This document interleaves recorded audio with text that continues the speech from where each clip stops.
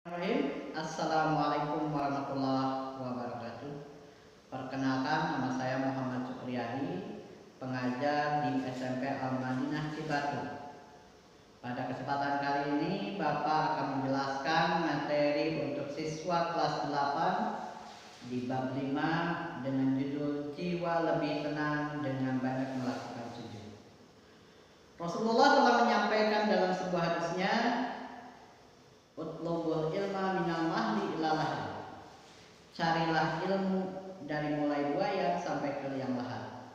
Sehingga kita diharuskan untuk terus dan terus mencari ilmu sepanjang kita masih hidup, sepanjang Allah memberikan nyawa kepada kita, sepanjang Allah memberikan napas kepada kita, maka kita diharuskan untuk menuntut ilmu. Jadi tidak ada alasan bagi kita untuk berhenti belajar. Tidak ada alasan bagi kita bahwa usia kita sudah tidak tepat untuk belajar. Karena hadis tersebut menyatakan bahwa sepanjang kita masih hidup, sepanjang Allah belum mencabut nyawa kita, maka kita diharuskan untuk menuntut ilmu. Dan pada kesempatan kali ini, ilmu yang akan Bapak berikan berkaitan dengan sujud. Perlu kita ketahui, sujud itu biasanya sering kita lakukan di dalam sholat. Kita melakukan sholat 5 kali dalam sehari. Maka dalam sholat, kalau kita melaksanakan 5 kali dalam sehari dan berjumlah 17 rakaat, sedangkan dalam setiap rakaat kita melakukan sujud 2 kali, maka berjumlah 34 kita melaksanakan sujud. Selanjutnya, sujud adalah bentuk pengabdian, bentuk kepatuhan, bentuk ibadah kita kepada Allah Subhanahu wa taala. Sehingga ketika kita melaksanakan sujud, maka kita sudah dicap oleh Allah sebagai makhluk yang taat, tunduk patuh terhadap perintah Allah Subhanahu wa taala. Sedangkan sujud itu sendiri adalah sebagai bentuk penghormatan, bentuk pengabdian kita sebagai makhluk kepada Sang Khalik, sebagai makhluk yang diciptakan oleh Allah Subhanahu wa taala. Dan kita punya tugas dan tanggung jawab sebagai makhluk yang telah Allah ciptakan, yaitu untuk beribadah kepada Allah, salah satunya dengan bersujud. Sujud itu ada 3 macam. Yang pertama, kita mengenal istilah sujud syukur. Yang kedua ada sujud sahwi, dan juga yang ketiga ada sujud tilawah. Baiklah, kita coba untuk yang pertama, yaitu sujud sahwi. Sujud syukur. Sujud syukur kalau diartikan adalah sebagai bentuk terima kasih kita kepada Allah atas segala nikmat dan karunia yang telah diberikan oleh Allah kepada kita. Jadi ketika kita mendapatkan kenikmatan atau bahkan kita dihindarkan dari mara bahaya atau bahaya yang besar, maka kita dituntut untuk melakukan sujud syukur. Jadi sujud syukur itu sebagai bentuk terima kasih kepada Allah Subhanahu wa taala. Apa yang menjadi dasarnya? Kenapa kita harus melakukan sujud syukur? Seperti sabda Rasulullah SAW dalam hadisnya yang diriwayatkan oleh Imam Abu Dawud dan juga Imam Tirmidzi dari Abi Bakrah, anna Nabiyya sallallahu alaihi wasallam kana idza atahu amrun yasurru aw busra bihi syahidan syukran lillah. Yang artinya dari Abi Bakrah, sesungguhnya apabila datang kepada Nabi sesuatu yang menggembirakan atau kabar suka, beliau langsung sujud bersyukur kepada Allah. Inilah yang menjadi dasar kenapa kita harus bersyukur kepada Allah Subhanahu wa taala. Karena memang ada perintah dari Rasulullah SAW atas segala nikmat yang telah diberikan oleh Allah Subhanahu wa taala. Dan penyebab itu sebenarnya kalau kita simpulkan, yang pertama mendapatkan nikmat yang diberikan oleh Allah kepada kita. Yang kedua, kita dihindarkan dari bahaya, terutama kesusahan yang besar. Karena memang banyak di antara kita yang kena musibah, lantas kita terhindar dari musibah tersebut, maka kita dituntut untuk melakukan sujud syukur. Bagaimana caranya melakukan sujud syukur? Sujud syukur dilakukan pertama seperti halnya sholat untuk menghadap kiblat. Yang kedua, innamal a'malu binniyat, bahwa amal itu bergantung kepada niat, maka kita pun diharuskan untuk berniat terlebih dahulu dalam melakukan sujud syukur. Yang ketiga, sujud seperti sujud dalam sholat dengan membaca doa subhanallah walhamdulillah wala ilaha illallah wallahu akbar wala haula wala quwwata illa billahil aliyil azim. Itulah tata cara sampai doa kita kemudian duduk dan ucapkan salam. Jadi diharuskan, disunnahkan kita untuk melakukan sujud syukur sesuai dengan ketentuan Nabi Muhammad SAW. Lantas apa yang menjadi hikmah dari sujud syukur tersebut? Nah, hikmah yang bisa kita ambil, yang pertama, orang yang mendapatkan nikmat dan kelebihan kalau tidak berhati-hati pasti akan lupa diri, sehingga menjadi angkuh sombong karena lupa bahwa sesungguhnya kenikmatan itu hakikatnya dari Allah Subhanahu wa taala. Jadi jangan lupa ya, anak-anakku sekalian, bahwa kenikmatan yang Allah berikan kita harus melakukan sujud syukur supaya kita tidak lupa diri, bersifat angkuh dan sombong akhirnya. Nah, yang kedua, kita akan memperoleh kepuasan batin.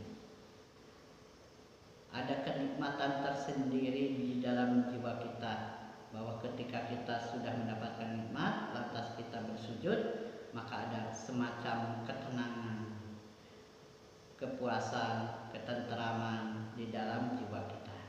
Itulah yang dimaksud dengan memperoleh kepuasan batin. Yang ketiga, merasa dekat dengan Allah Subhanahu wa taala, Sang Pencipta kita. Karena pada hakikatnya kenikmatan itu dari Allah. Dan kita akan lebih mengenal Allah dengan melakukan sujud syukur.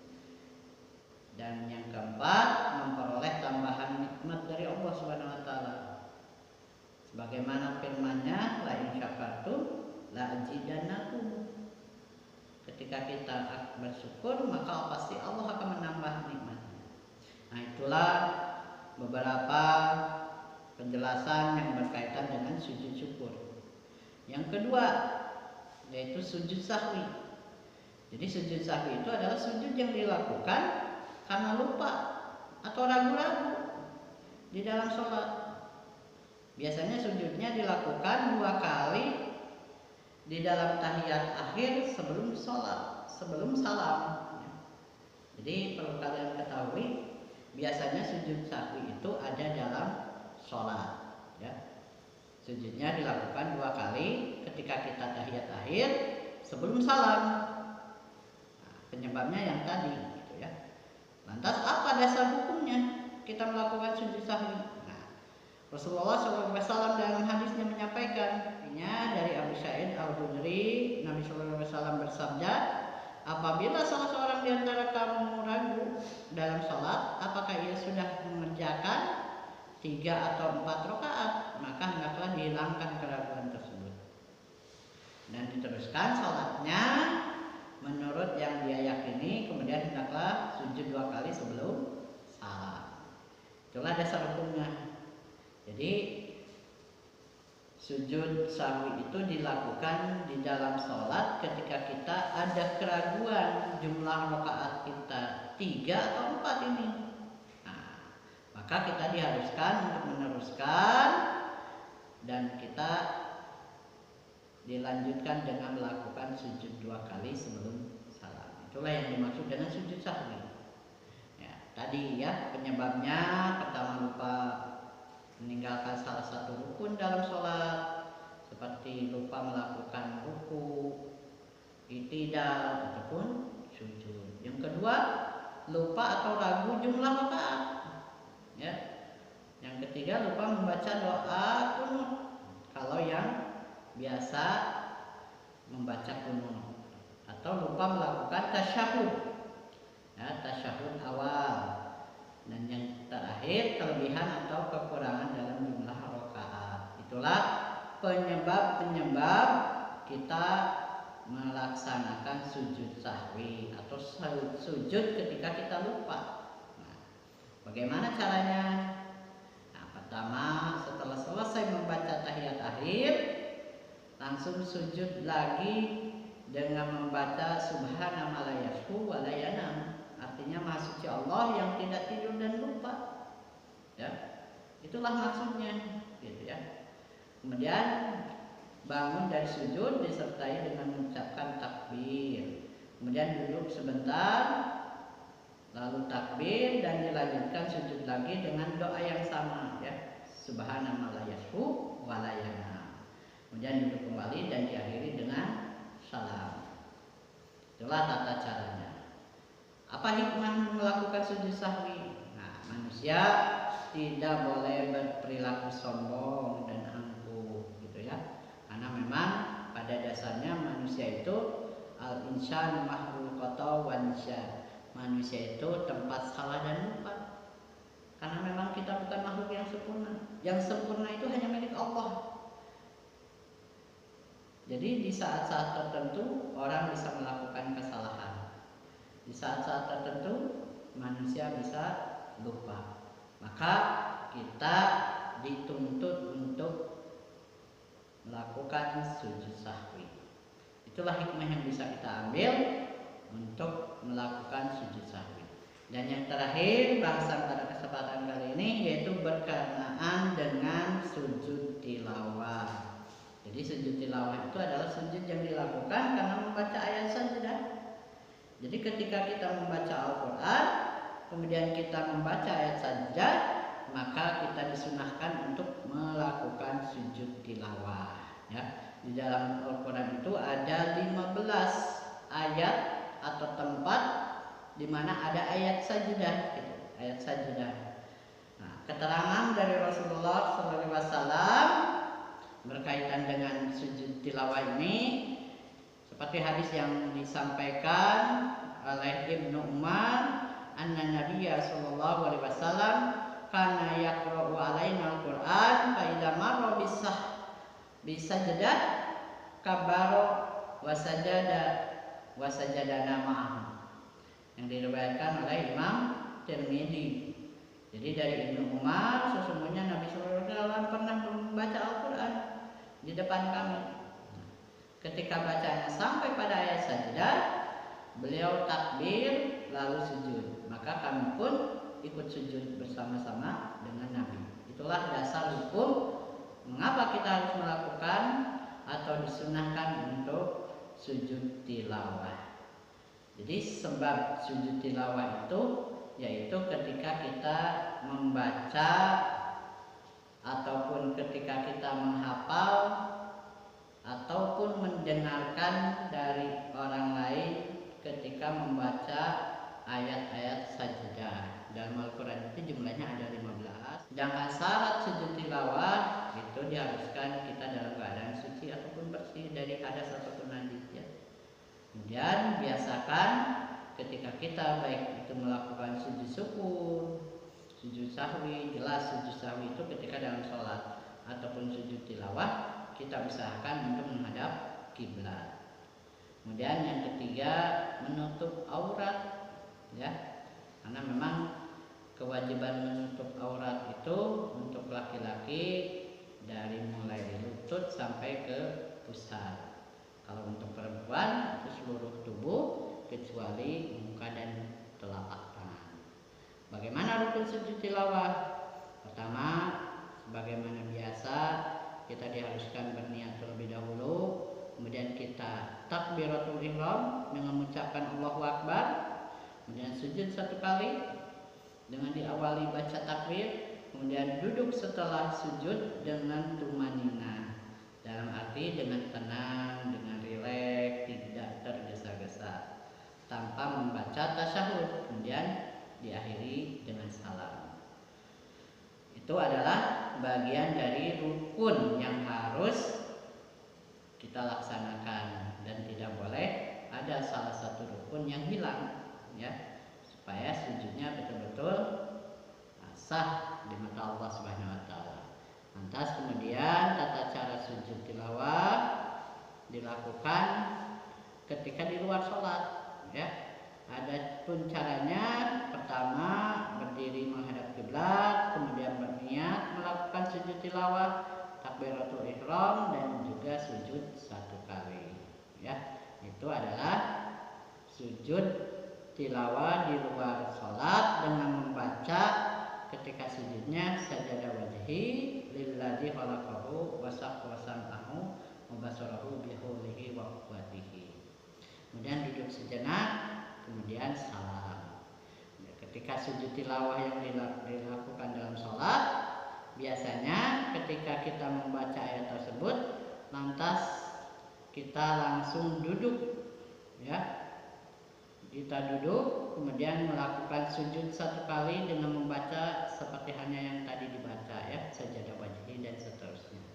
Setelah selesai melakukan sujud tilawah, kita kemudian berdiri lagi dan melanjutkan sholat sampai berakhir.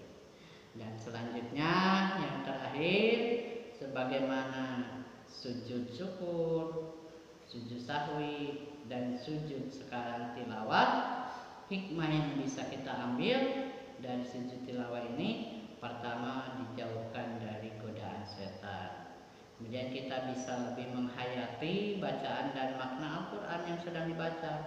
Yang ketiga adalah mendekatkan diri kepada Allah Subhanahu wa taala. Nah, itulah bahasan yang berkaitan dengan sujud, ya. Jiwa akan menjadi lebih tenang dengan kita banyak melakukan sujud. Terima kasih atas segala perhatiannya, mudah-mudahan bisa bermanfaat. Kita akhiri dengan doa kifaratul majlis. Subhanakallahumma wa bihamdika asyhadu an la ilaha illa anta astaghfiruka wa atubu ilaik. Assalamualaikum warahmatullahi wabarakatuh.